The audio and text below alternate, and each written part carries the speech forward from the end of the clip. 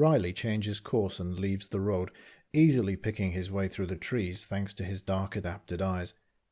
Best not light a fire too near the road, or the village, just in case. Them and their bloody blackouts. Soon he's out of sight of the road and has found a small clearing. He's gathered enough firewood by now. He sets down his pack, carefully builds a fire, and takes out a box of matches to light up the twigs. Orange flames start leaping up as they warm his hands. He takes his boots off, moaning at the relief, then gets out some cheddar and a few slices of bread. A bit of toasted cheese will cheer him up, take his mind off his sore feet. He searches for his pocket knife. For a second he pauses to wonder about the eerie silence. Riley has made his way through enough woods by night to know that they're never truly silent. Owls, foxes, badgers, nightjars, and other kinds of birds and beasts have their own distinct cries. Yet tonight he can hear nothing but the gentle whisper of a light wind stirring the leaves of the trees. It's nothing to worry about," he says loudly to boost his spirits. But after he opens his knife, instead of slicing off a piece of cheddar, he stands up and turns round slowly, peering into the trees. His small fire throws a feeble glow a few yards. Only the nearest tree trunks are touched by its flickering orange light. "Anybody there?" he shouts. Then an unpleasant thought occurs to him. Life on the road is tough, and not just because of officers and magistrates. There are beggars who prey on others, dark-souled men who won't hesitate to beat you senseless or even slit your throat for nothing more than the shirt off your back. Riley has defended himself more than once. "Hey, anybody there?" There's no reply, of course, only the sound of the breeze in the trees, a wordless whispering that seems to come from everywhere and nowhere. "Nothing to be scared of," he tells himself. "We've camped out 1,000 times. You come out now and show yourself." Something about the breeze bothers Riley. He looks down at the fire and sees the flames leaping straight up, yet he can hear the breeze. It's growing louder. Why can't I feel it on my skin then? He can't deceive himself any longer. The whispering's not that of a gentle wind playing through leaves and branches. It's something very different.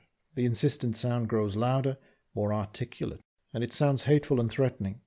He can't understand the words, but the sentiment behind them is clear enough. All around him rises a thin chorus of hostile voices. He spins around again, waving the knife at shadows as the sound closes in. Shadows, shadows everywhere, and somehow it seems to him that there are more shadows than trees to cast them. Then he sees it. The form stands at the very edge of the firelight, so that all he can see is a blurred outline. He squints into the gloom, trying to make out a face in the flickering glow.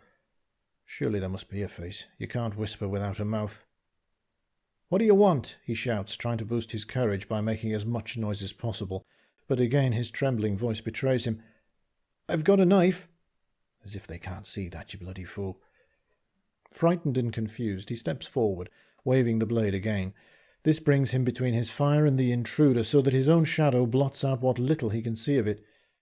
And as this happens, he senses, more than sees, the figure moving rapidly towards him.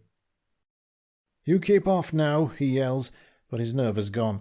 He slashes out and feels the 4-inch blade encounters something, but there's no cry of pain from whatever he's struck at, just a snickering as the thing gets closer and raises 2 very thin hands, wickedly long nails catching the firelight.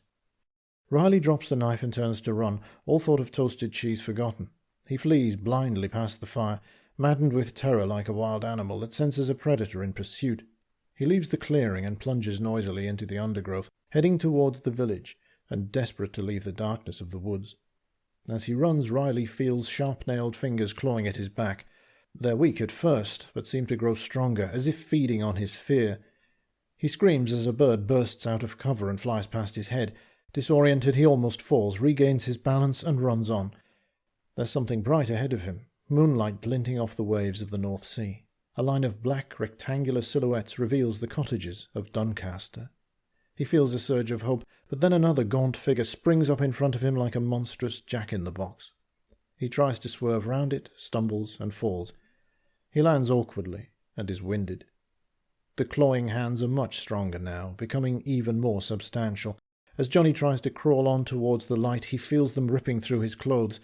He rolls over to look up at the grotesque things looming above him, and his last remnant of sanity slips away. He gropes for his war medal, takes out the one thing he owns of any real value.